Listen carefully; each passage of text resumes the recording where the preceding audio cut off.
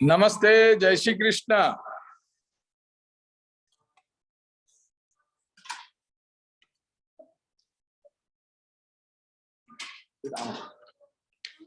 आम्हाला करी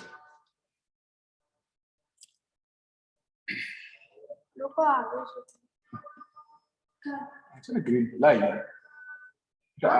लाई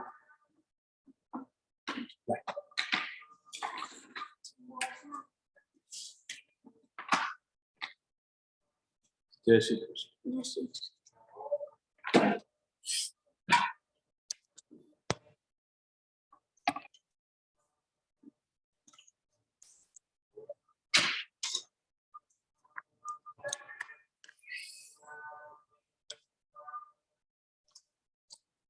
सबसे पहले मैं Pandit Brijesh Rawal, Hindu and Jain temple of Las Vegas से बोल रहा हूं।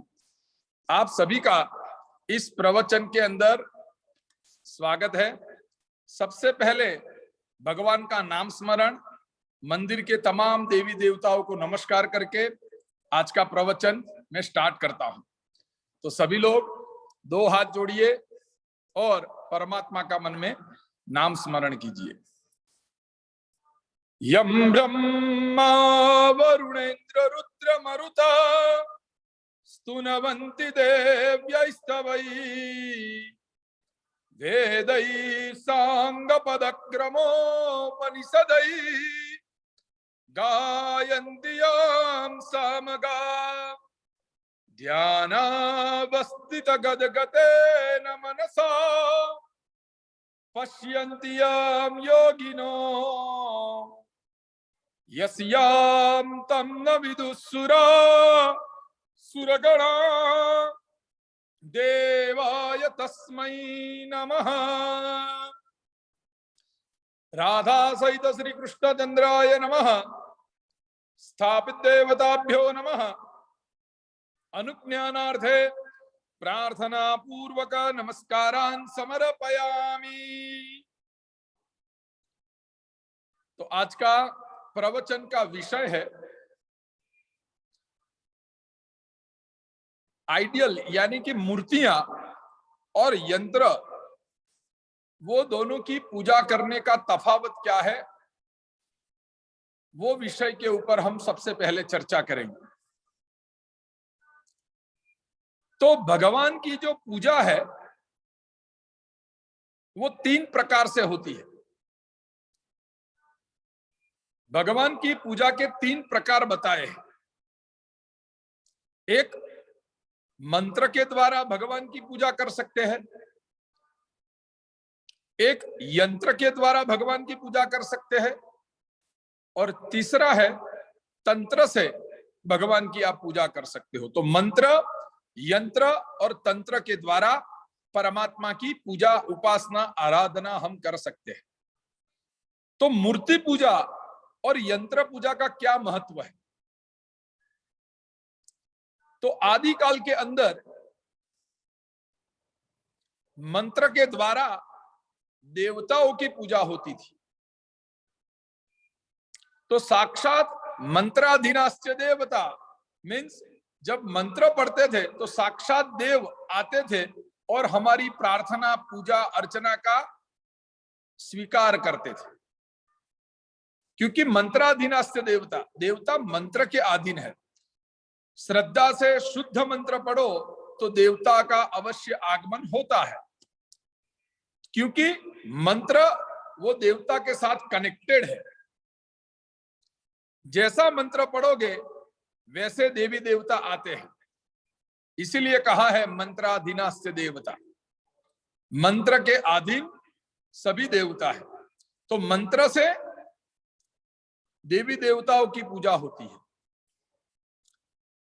यंत्र यानी पूरे भगवान का जो स्वरूप, जिस देव की आप पूजा कर रहे हो, उस देवता का पूरा परिवार जिस एक पिक्चर के अंदर है उसको कहते हैं यंत्र। आप लोगों ने कई सारे यंत्र देखे होंगे। तो यंत्र यानी कि एक प्लेट होती है सिल्वर की या कॉपर की या ब्रास की, और उसके ऊपर सारा लाइन वर्क होता है।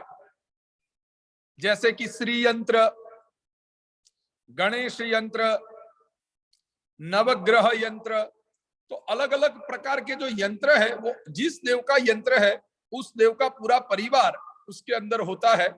इसीलिए यंत्र की पूजा का नाम है सपरिया पूजा। सपरिया मीन्स सपरिवार के साथ उस देवता की पूजा उस यंत्र के अंदर हम कर सकते हैं।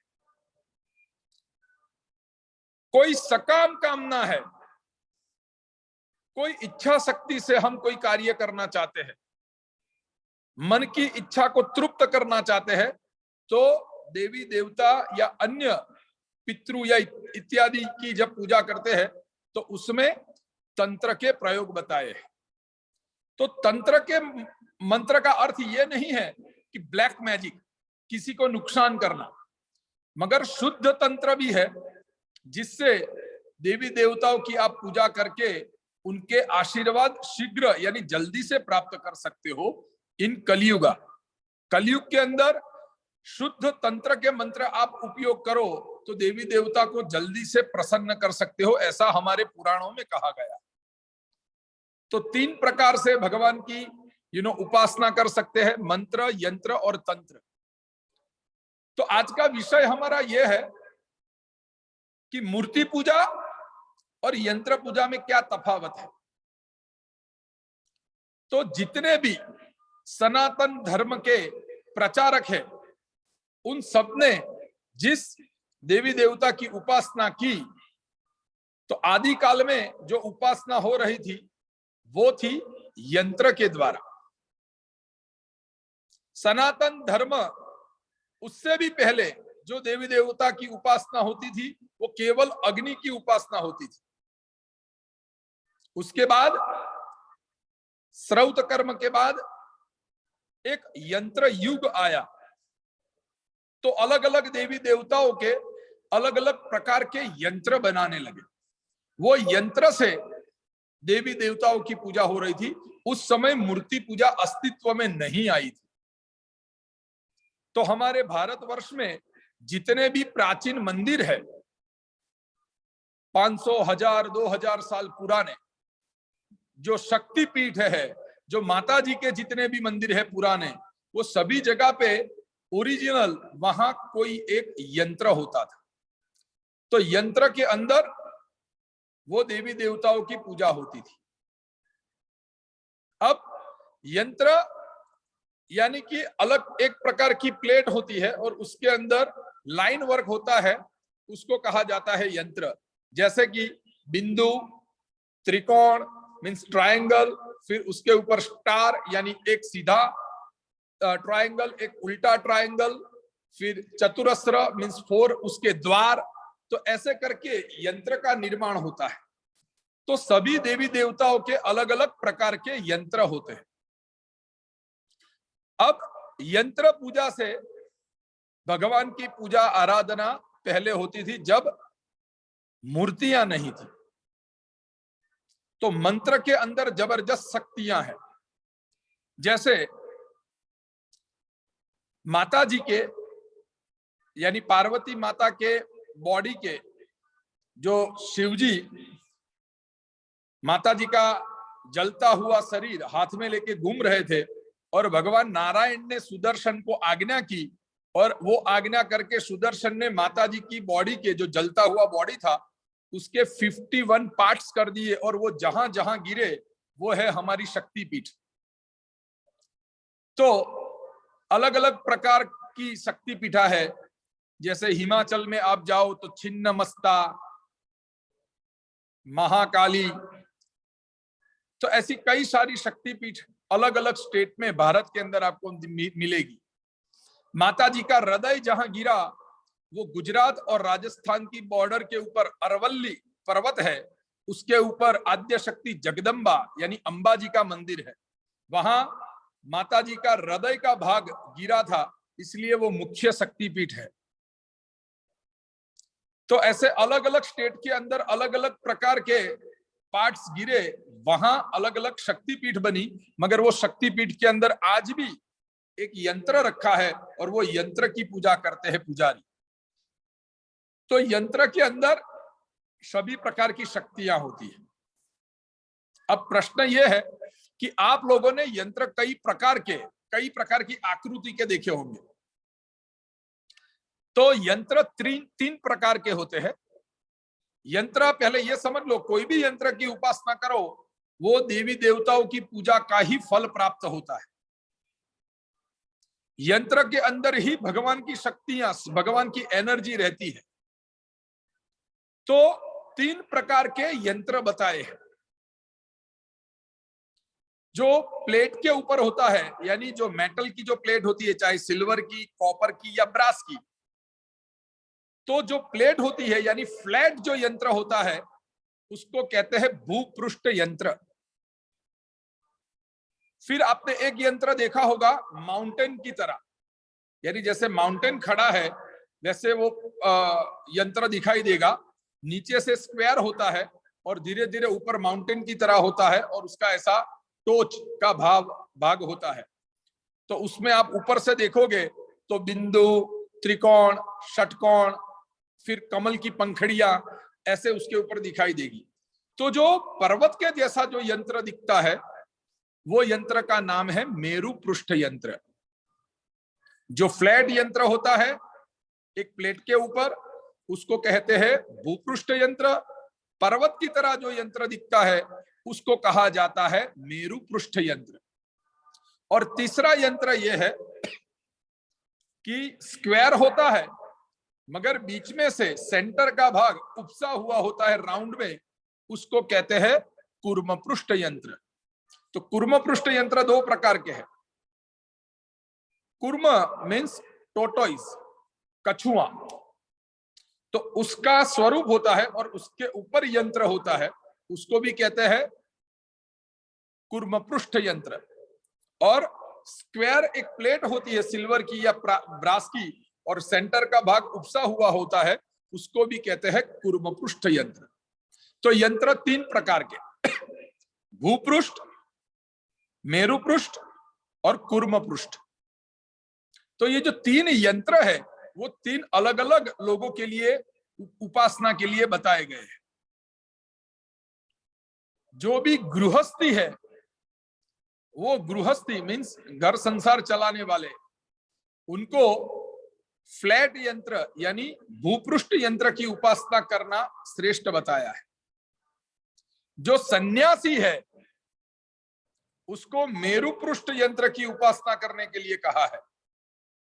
और तीसरा है कूर्म पृष्ठ, तो जो व्यापारी है और गृहस्थी भी है उसके लिए कूर्म पृष्ठ यंत्र, उसकी उपासना करना श्रेष्ठ माना गया है।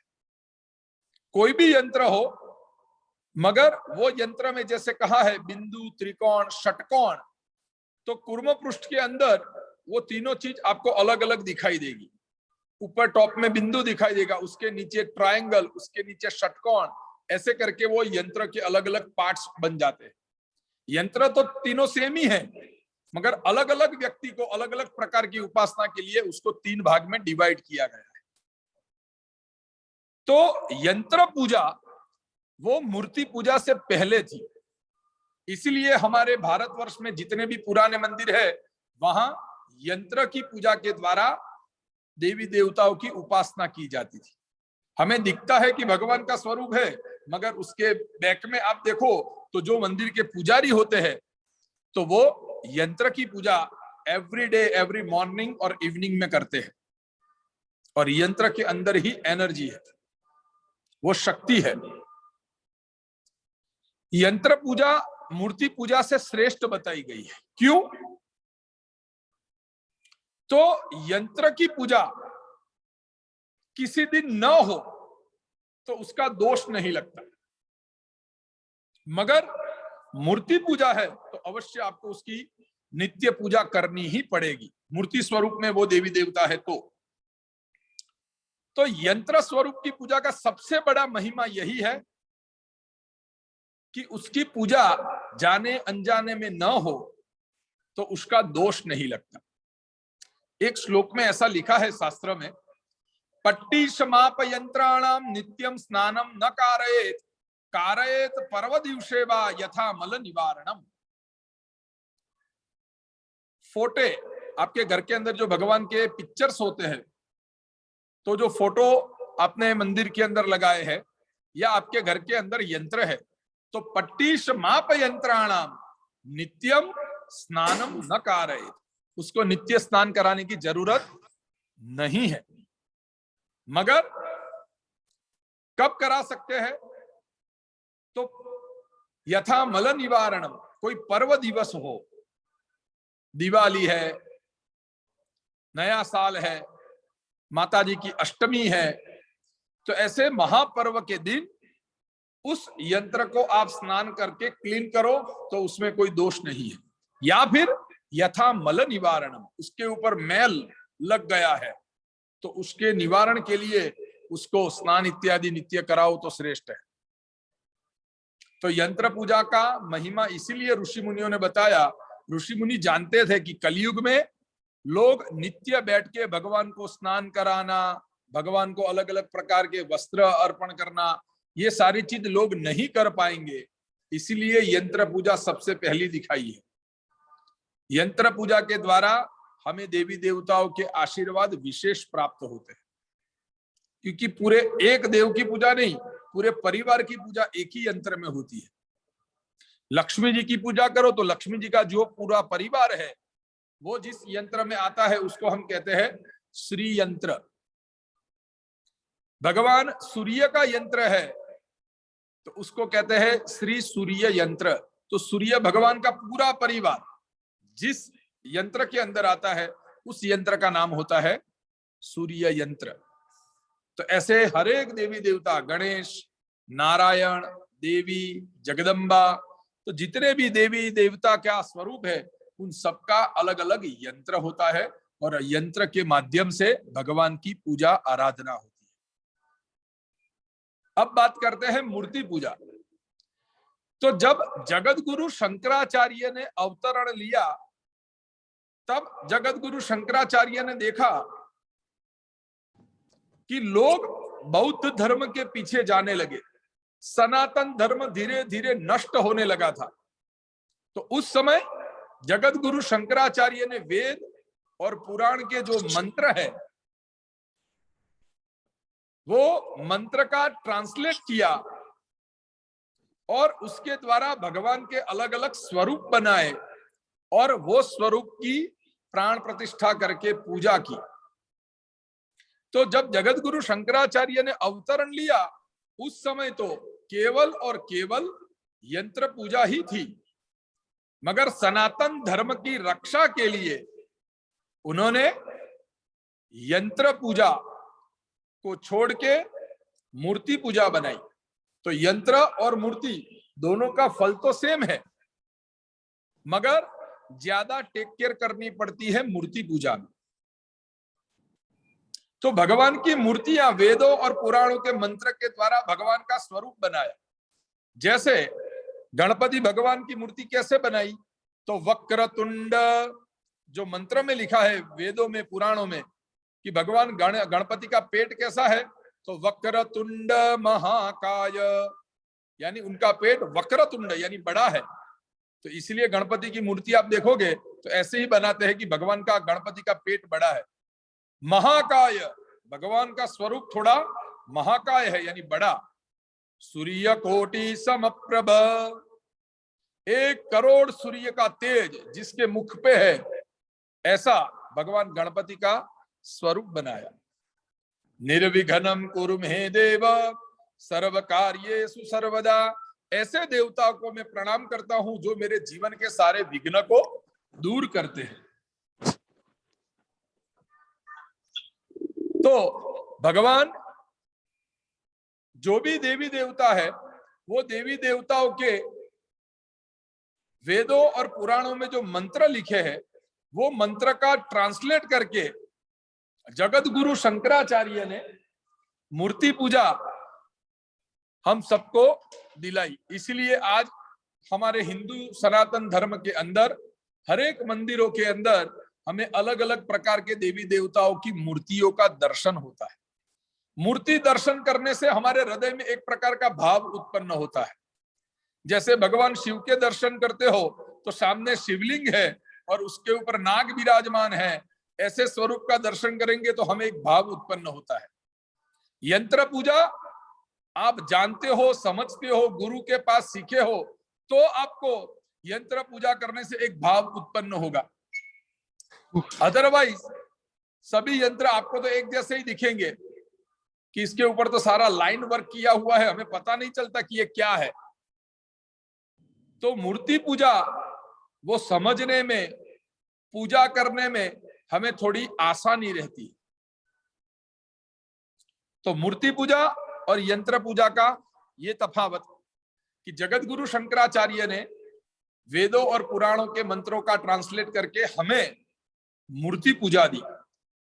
अब मूर्ति पूजा है तो उसका मूर्ति पूजा कौन सी मेटल की होनी चाहिए, कौन से मेटल की मूर्तियां घर में रखी जाती है और किस तरह से उसकी पूजा की जाती है, वो जानना इंपॉर्टेंट है।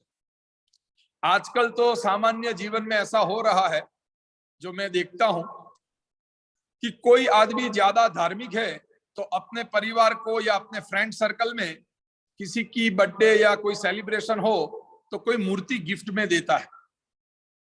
अब किसी ने गणपति की मूर्ति सिल्वर की आपको गिफ्ट में दे दी और आपने लिया और सीधा मूर्ति भगवान के मंदिर में रख दिया और उसकी पूजा करने लगे, तो क्या वो बात सही है? तो शास्त्र कहता है वो गलत है। आपके पास जो मूर्ति स्वरूप आया है गणपति का, सिल्वर की मूर्ति, वो तो अभी तक मेटल है। जब तक उस मूर्ति का शुद्धिकरण नहीं होता, जब तक उस मूर्ति के अंदर प्राण प्रतिष्ठा नहीं होती, तब तक वो मूर्ति पूजा के योग्य नहीं बनती। उस मूर्ति के पूजा करोगे तो उसका कोई फल नहीं मिलता, शास्त्र ये आज्ञा देता है। तो कोई भी मूर्ति की पूजा करने से पहले सबसे पहले उस मूर्ति का शुद्धिकरण करके उसकी प्राण प्रतिष्ठा की विधि है वो की जाती है। तो what is the meaning of प्राण प्रतिष्ठा? प्राण प्रतिष्ठा किसको कहते हैं? प्राण प्रतिष्ठा का अर्थ यह है, उस मूर्ति के अंदर उस तत्व, यानी जिस देव की वो मूर्ति है, उस मूर्ति की उस देवता का तत्व उस मूर्ति के अंदर डाला जाता है, उसको कहते हैं प्राण प्रतिष्ठा। उसका एक मंत्र है कि जैसे हमारे शरीर के अंदर प्राण, जीव, इंद्रियां हैं, वैसे ही वो मूर्ति के अंदर वो सारी इंद्रियां आए, वो मूर्ति का तेज बढ़े, वो मूर्ति के अंदर एक प्रकार की एनर्जी आए, जो एनर्जी हमारी पूजा का स्वीकार करके हमें उचित फल प्रदान करे, इसीलिए प्राण प्रतिष्ठा की जाती है। तो प्राण प्रतिष्ठा का प्रसाद लेके जाइए, फ्रूट वहां ही रखे। तो प्राण प्रतिष्ठा का अर्थ यही है कि उस मूर्ति के अंदर एनर्जी डाली जाए और वो मूर्ति की पूजा करने से हमें फल प्राप्त हो। तो प्राण प्रतिष्ठा का एक सिंपल मंत्र है, वो मैं आपको बताता हूं, यानी उसका मीनिंग क्या है वो आपको समझ में आएगा। अस्य मूर्ते है प्राणाः इय प्राणाः जीव यस्थित जीवः। इस मूर्ति के अंदर हे प्रभु प्राण आए, जीव आए, सर्वे इंद्रियाणि, सभी प्रकार की इंद्रियां उसके अंदर वास करे। सर्वे इंद्रियाणि वांग मन त्वच चक्षु श्रोत्र जिह्वा घ्राण पाद पायु उपस्थानी एहैवागत्य सुखं चिरं तिष्ठन्तु न मम। ये मूर्ति के अंदर आंख, कान, जिह्वा, नाक, ये सारे जो हमारे बॉडी के अंदर है, ऐसे ही सभी प्रकार की इंद्रियां ये मूर्ति के अंदर आए और वो मूर्ति की प्राण प्रतिष्ठा हम कर रहे हैं, जिससे ये मूर्ति के अंदर एनर्जी आए और वो एनर्जी हमारी पूजा का स्वीकार करके हमारा कल्याण करे। तो ये है प्राण प्रतिष्ठा विधि। तो प्राण प्रतिष्ठा किए बिना कोई भी मूर्ति की पूजा नहीं करनी चाहिए।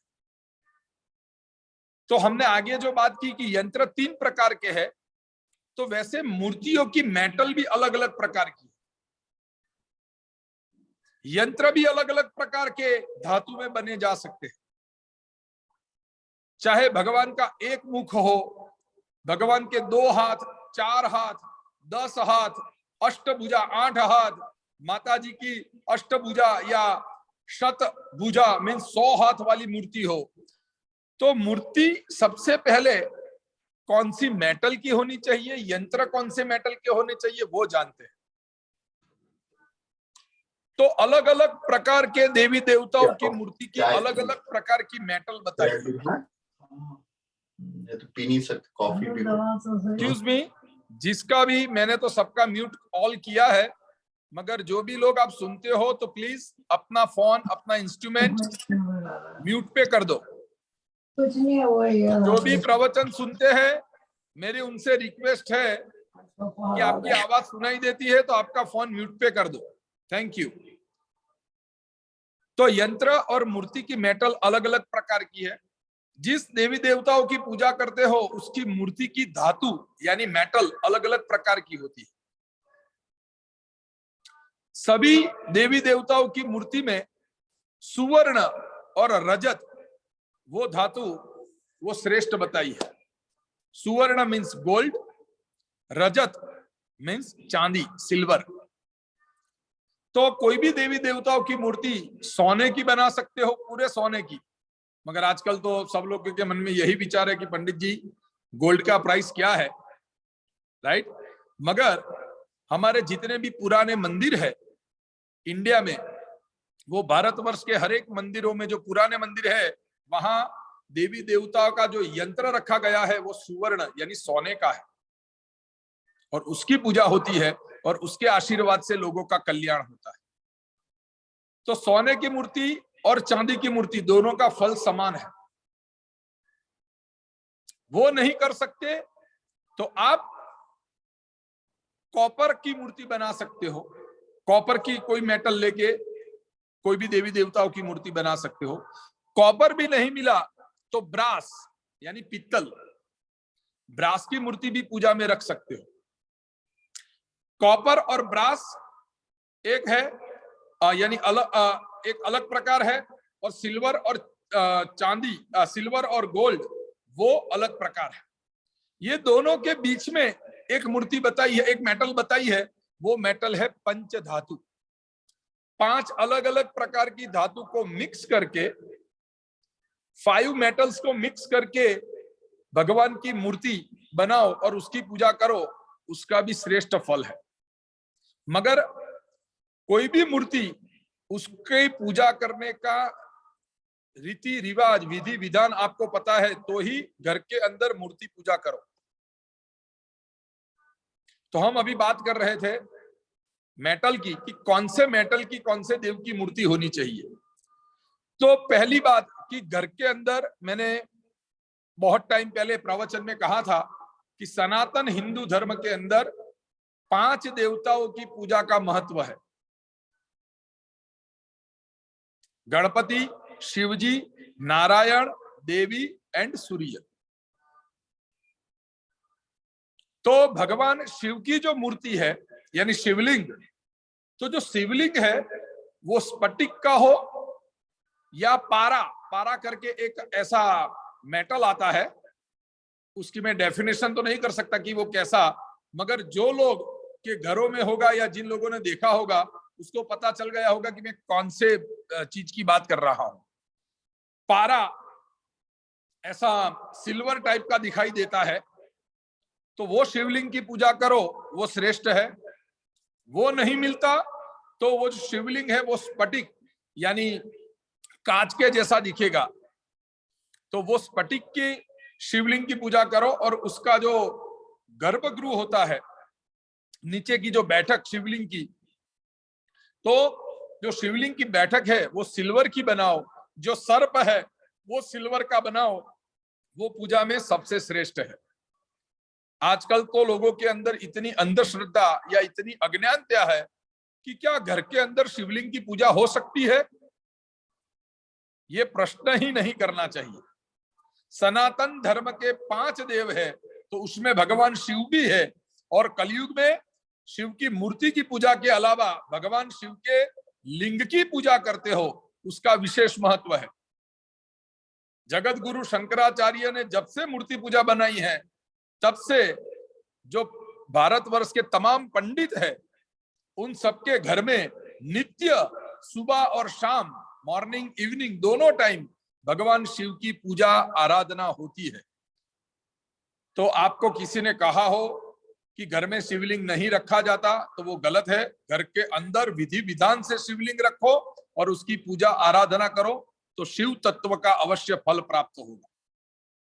गणपति की मूर्ति आप चांदी की भी यूज कर सकते हो, यानी सिल्वर की, या पंच धातु की, 5 अलग अलग प्रकार की मेटल मिक्स करके उस मेटल में से भगवान का स्वरूप बने, वो सबसे श्रेष्ठ है। पंच धातु कौन सी? तो gold, silver, copper, brass and German silver. Jain लोगों की पूजा में जो बर्तन यूज होते हैं वो जर्मन सिल्वर के होते हैं, दिखते हैं चांदी के जैसे, मगर वो चांदी नहीं होती। तो ये 5 प्रकार की मेटल जो है, gold, silver, brass, copper and German silver, ये 5 धातुओं को मिक्स करके गणपति की मूर्ति बनाओ और उसकी पूजा करो। इंडिया में ये सारी मूर्तियां रेडीमेड मिलती है। भगवान नारायण की मूर्ति सोने की आप यूज कर सकते हो, मगर वो तो बहुत ही कॉस्टली होती है, तो उसकी जगह पे आप भगवान नारायण की सिल्वर की मूर्ति बना के भी उसकी पूजा कर सकते हो। माता जी की मूर्ति सिल्वर की हो या ब्रास की हो या पंच धातु की हो, उसकी पूजा करना उचित है। भगवान सूर्य की ब्रास या कॉपर की मूर्ति हो, वो श्रेष्ठ है पूजा के लिए। तो ये मैंने 5 देव की अलग अलग मूर्तियां और उसकी कौन सी धातु है वो बताया। अब यंत्र पूजा की मैं बात करता हूं कि उसकी मेटल कौन सी होनी चाहिए। तो कोई भी यंत्र आप लो, जैसे हमने आगे चर्चा की कि यंत्र 3 प्रकार के हैं। भूपृष्ठ, वो गृहस्थी के लिए यानी फ्लैट। मेरुपृष्ठ यानी माउंटेन के जैसा जो दिखता है यंत्र, वो है सन्यासी के लिए। और कुर्म पृष्ठ, तो वो बिजनेसमैन यानी व्यापारी के लिए और गृहस्थी के लिए भी वो श्रेष्ठ माना गया है। तो कोई भी यंत्र हो, भूपृष्ठ, मेरुपृष्ठ या कुर्म पृष्ठ, तो वो यंत्र गोल्ड का है तो सबसे श्रेष्ठ।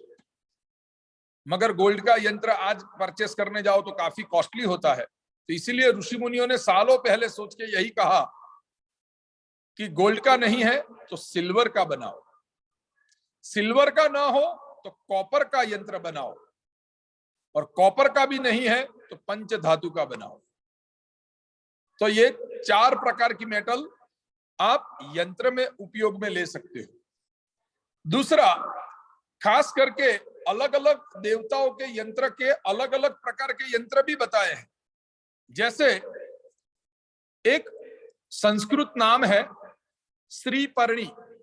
श्रीपर्णी करके एक वृक्ष है, उसके बड़े बड़े, इतने बड़े बड़े पान होते हैं।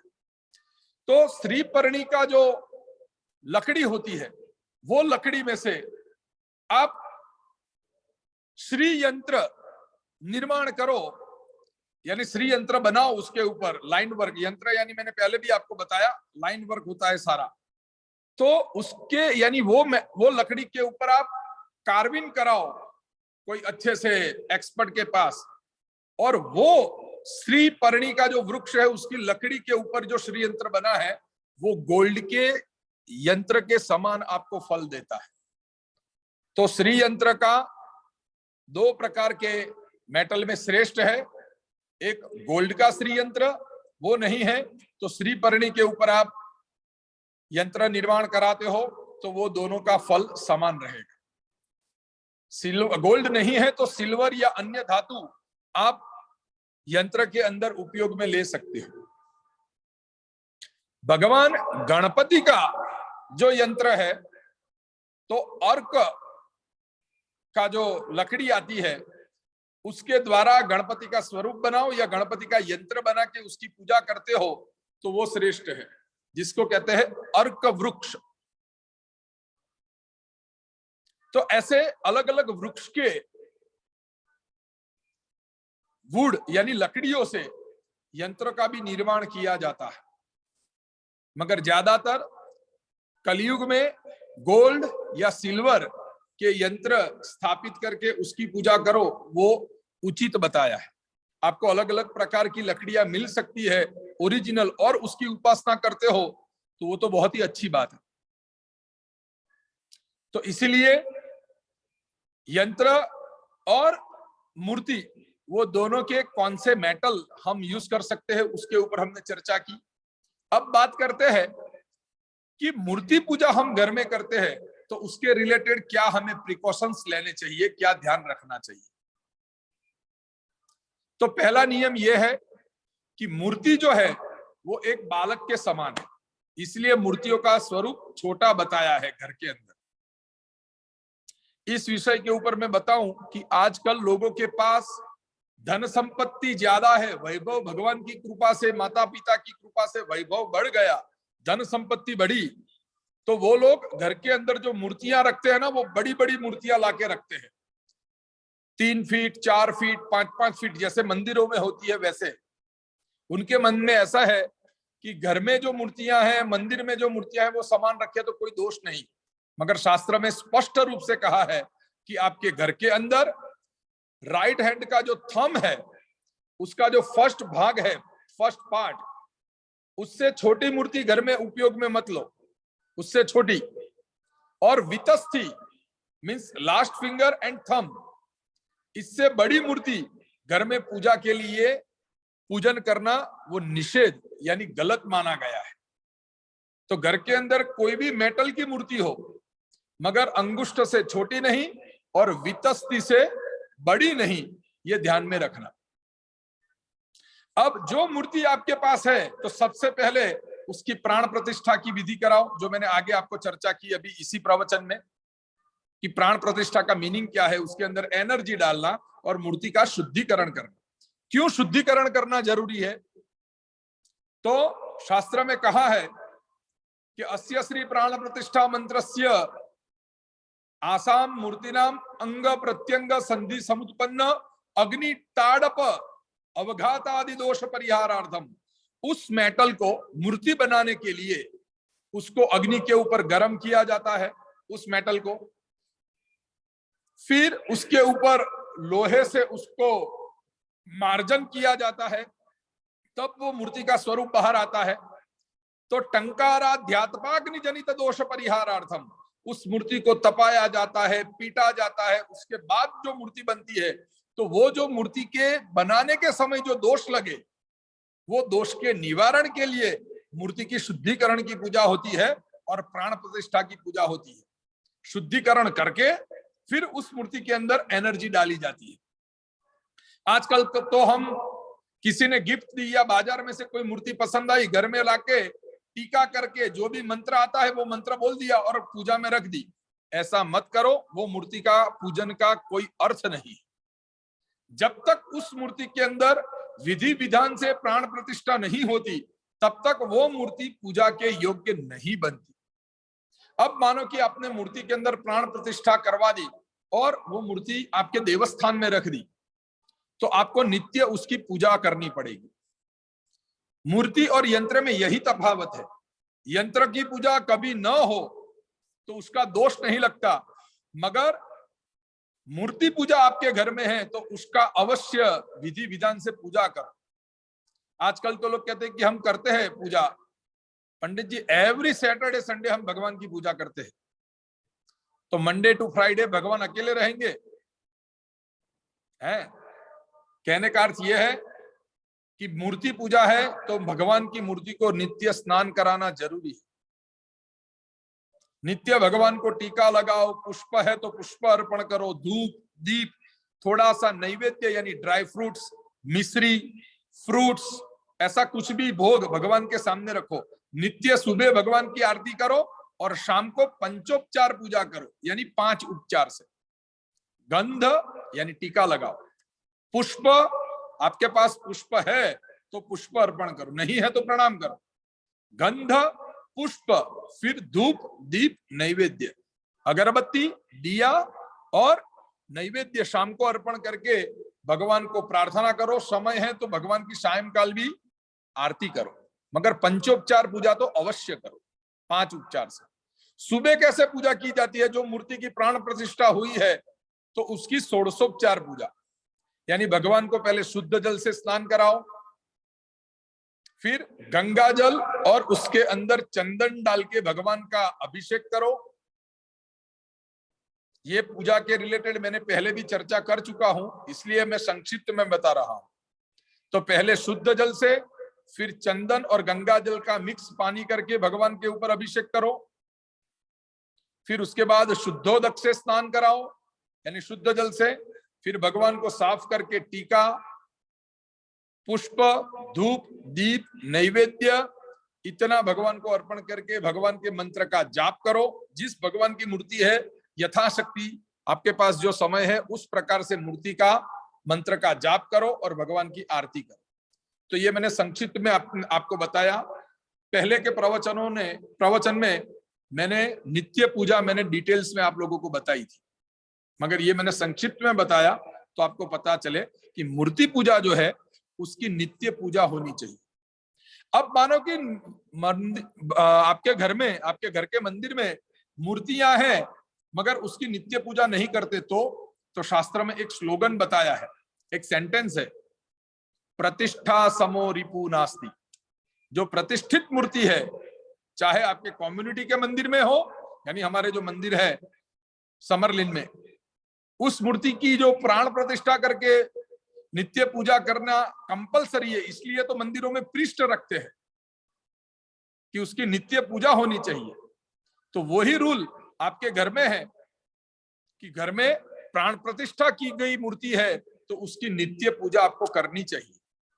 वो नहीं करते तो वही मूर्ति जो बाल्य स्वरूप में है वही मूर्ति आपका शत्रु बनेगी। प्रतिष्ठा समो रिपु नास्ति। रिपु मीन्स शत्रु। वही मूर्ति हमारा शत्रु बनती है। यानी जीवन में अलग अलग प्रकार का क्लेश हमारे कर्म के द्वारा तो आता ही है, मगर ये मूर्ति की पूजा नहीं होती तो भी दोष उत्पन्न होते हैं। इसीलिए मूर्ति पूजा रखते हो घर में मूर्ति, तो उसकी प्राण प्रतिष्ठा करना जरूरी है और नित्य उसकी सुबह और शाम पूजा करना भी जरूरी है। एक दिन भी पूजा न करो ऐसा मत करो। तो मूर्ति पूजा और यंत्र पूजा, यंत्र पूजा में कोई दिन पूजा नहीं होती, अभिषेक नहीं होता तो चलता है। आजकल यहाँ हस्बैंड वाइफ और बच्चे ऐसी फैमिली रहती है, माता पिता इंडिया में रहते हैं, हम लोग अमेरिका में बैठे हैं और सुबह जॉब, बच्चे को छोड़ना, ये सब कामकाज होता है, तो भगवान को स्नान कराना इत्यादि पॉसिबल नहीं है। तो ऐसे सभी फैमिली को मेरी एक हाथ जोड़ के रिक्वेस्ट है, सनातन धर्म की रक्षा के लिए भी, क्योंकि हम लोग हिंदू है मगर हमारे कल्चर को अच्छी तरह से जानते नहीं। जो भी ऐसे सिंगल लोग रहते हैं, single means small family, husband wife and बच्चे, और जो नित्य भगवान को अभिषेक इत्यादि ये नहीं कर सकते, तो संक्षिप्त में उनको पूजा करनी है तो बेस्ट है कि आपके घर में मूर्ति की जगह पे यंत्र की प्रतिष्ठा करके रखो। यंत्र पूजा उसमें दोष नहीं है। जैसे हस्बैंड वाइफ साथ में रहते हैं तो मासिक धर्म जब लेडीज को प्राप्त होता है तो हस्बैंड वाइफ दोनों एक दूसरे को टच करते हैं, हर घूमते हैं, फिरते हैं, खाना खाते हैं, सब कुछ साथ में करते हैं। तो उस दिन कहते हैं कि हम पूजा नहीं करते, मगर मूर्तियां हैं तो उसकी आपको व्यवस्था करनी पड़ेगी। जैसे आप बीमार हो, आप उठ भी नहीं सकते, तो आप अपने बच्चे को अपने फ्रेंड्स के वहां या किसी को उसकी जिम्मेदारी दे देते हो ना कि भाई उसकी थोड़ी टेक केयर करना, मैं अभी 2-3 दिन खड़े नहीं हो सकती, बहुत फीवर है। तो वेरी सेम वे भगवान की जब मूर्तियां हैं, आप मूर्ति पूजा करते हो तो उसका नित्य पूजा पाठ का पालन करना वो आपका प्रथम धर्म है। तो इसीलिए ये सारी चीजें नहीं कर सकते तो घर में केवल यंत्र स्थापित करो। यंत्र पूजा और मूर्ति पूजा दोनों का फल सेम है। यंत्र पूजा करने से भी फल प्राप्त होता है, वही भगवान का ही एक स्वरूप है, और मूर्ति वही भगवान का एक स्वरूप है, मगर दोनों के नीति नियम अलग अलग है। तो जो भी भक्त श्रद्धा, भक्ति और विश्वास से यंत्र पूजा करता है उसको अवश्य उचित फल प्राप्त होता है। कलयुग के अंदर मूर्ति पूजा से भी ज्यादा यंत्र पूजा का महत्व बताया गया है, मगर हम लोग मूर्ति पूजा इसलिए करते हैं कि हमें उसका एक भाव प्रकट होता है। भगवान का स्वरूप मूर्ति में है, पुरुष या स्त्री का स्वरूप है उसके अंदर, तो उसमें हमें भाव उत्पन्न होता है, इसलिए हम ज्यादातर मूर्ति पूजा करते हैं, मगर मूर्ति पूजा के पीछे के सारे रूल्स एंड रेगुलेशंस हम नहीं जानते। चाहे कोई भी सनातन धर्म हो, स्वामीनारायण संप्रदाय हो, जैन संप्रदाय हो, हिंदू संप्रदाय हो, कोई भी संप्रदाय या कोई भी धर्म हो, उसके अंदर भगवान की पूजा मूर्ति स्वरूप में है, तो आपको कंपलसरी वो मूर्ति पूजा के नीति नियमों का पालन करना पड़ेगा। तो आज का विषय हम यहां ही समाप्त करते हैं।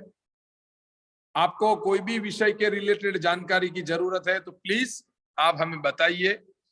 हम लोग भगवान की पूजा आराधना जो करते हैं, उसके पीछे का मेन रहस्य यही है कि भगवान के आशीर्वाद हमें प्राप्त हो। तो आप लोगों के मन में भी ऐसे कई सारे विचार होंगे, तो आप, मेरा नंबर है, आप कभी भी मुझे फोन करके भी पूछ सकते हो कि कैसे, कौन से देवी देवता की पूजा का क्या महत्व है, या कोई भी आपके मन के अंदर कोई अन्य विचार हो तो प्लीज आप हमें बता सकते हो। आप सबकी भगवान मनोकामना पूर्ण करे। नेक्स्ट वीक कोई अच्छा सब्जेक्ट के साथ हम प्रवचन में फिर मिलेंगे। आपको आज का आशीर्वाद देता हूं कि भगवान आपके जीवन में नए साल में भक्ति बढ़ाए। माता पिता की खूब सेवा करो, गुरु की सेवा करो, गुरु की आज्ञा का पालन करो, और घर के अंदर भक्ति का वातावरण हो, और उससे आपके जीवन में सभी प्रकार के संकटों से भगवान आपको दूर कर सकता है। माता पिता, गुरु और जो आपके आराध्य देव है, इनके आशीर्वाद है जब तक, तब तक आपका कोई बाल भी बांका नहीं कर सकता। तो आपके जीवन में भक्ति बढ़े, सभी प्रकार की समृद्धि आपके जीवन में आए, और भगवान आपकी मनोकामना पूर्ण करे, ऐसा मैं आशीर्वाद देता हूं। 2 हाथ जोड़िए, भगवान का 2 मिनट नाम स्मरण कीजिए। ओम भद्रं कर्णेभिः श्रेणुयाम देवा, भद्रं पश्येम क्षभिर्यजत्राः, स्थिरैरङ्गैस्तुष्टो वाग्घोषस्थानो वीर्यसे महिदे महितं जदायुः। मंत्रार्था सफला संतु पूर्णा मनोरथाः, शत्रुणां बुद्धिना सोस्त्रो मित्राणाम उदयस्तव, यावद भागीरथी गंगा यावद देवो महेश्वर, यावद वेदा प्रवर्तन्ते तावत त्वं विजयी भव। सभी लोग बोलिए 3 बार। ओम विष्णवे नमः, ओम विष्णवे नमः, ओम विष्णवे नमः। जमीन को टच कीजिए। ओम इंद्राय नमः। भगवान आप सबका कल्याण करे, यही भगवान के चरणों में मेरी प्रार्थना। आज का जो भी प्रवचन है वो भगवान के चरणों में समर्पित करता हूं। नेक्स्ट वेडनेसडे फिर से कोई नए प्रवचन, कोई नए टॉपिक के साथ मिलेंगे।